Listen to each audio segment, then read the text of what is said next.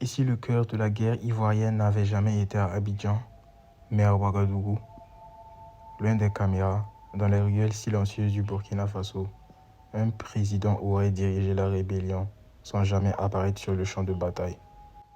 En 2002, la Côte d'Ivoire plonge dans la guerre civile. Des soldats se mutinent, contrôlent le nord du pays et deviennent les forces nouvelles. À leur tête, Guillaume Soro.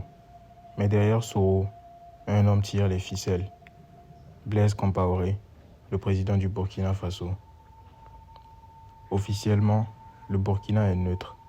Mais entre 2003 et 2007, plusieurs rapports de l'ONU signalent des vols suspects atterrissant à Bobo-Dioulasso. À bord, des armes venues de l'Europe de l'Est. Destination finale, Bouaké, quartier général des rebelles. Les caisses portaient des faux papiers, parfois même les tampons de matériel agricole. Mais à l'intérieur, on retrouvait des kalachnikovs, des RPG et des munitions serbes. Selon des anciens officiers burkinabés, Bobo servait de hub logistique coordonné par des hommes proches de Blaise. Gilbert Diendéré, le cerveau du renseignement. François Compaoré, le frère discret chargé des flux financiers. Pendant ce temps, Soro et ses hommes reçoivent mystérieusement tout ce qu'il leur fallait pour tenir le front. Mais pourquoi Blaise faisait-il ça? Par pur altruisme? Non. Tout indique un pacte tripartite discret. Guillaume Soro est le bras armé. Alassane Ouattara, le parrain politique. Blaise Compaoré, le stratège et protecteur régional.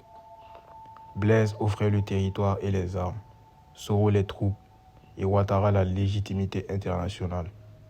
Et derrière eux, le silence parfait des puissances occidentales, les États-Unis et la France, pourtant garants de l'embargo, n'ont jamais réellement sanctionné Ouagadougou.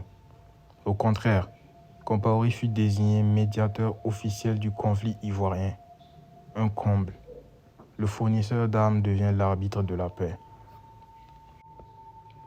Entre 2002 et 2011, Ouagadougou devient la capitale invisible de la guerre ivoirienne.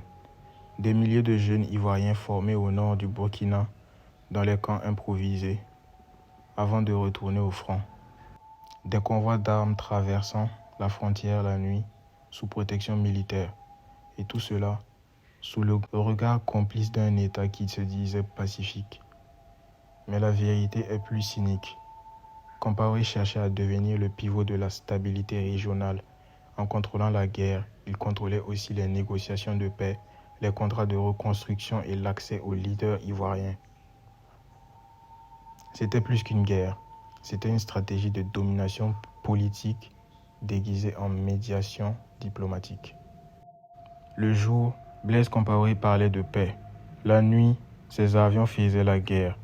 L'histoire retiendra ses discours, mais rarement ses cargaisons. Et si la vraie capitale de la crise ivoirienne n'avait jamais été Abidjan, mais Ouagadougou, la ville aux deux visages. Pense, analyse, ne crois jamais la version officielle. Tu regardes le zin. Ici, on ne crie pas. On comprend, et une fois qu'on a compris, on agit.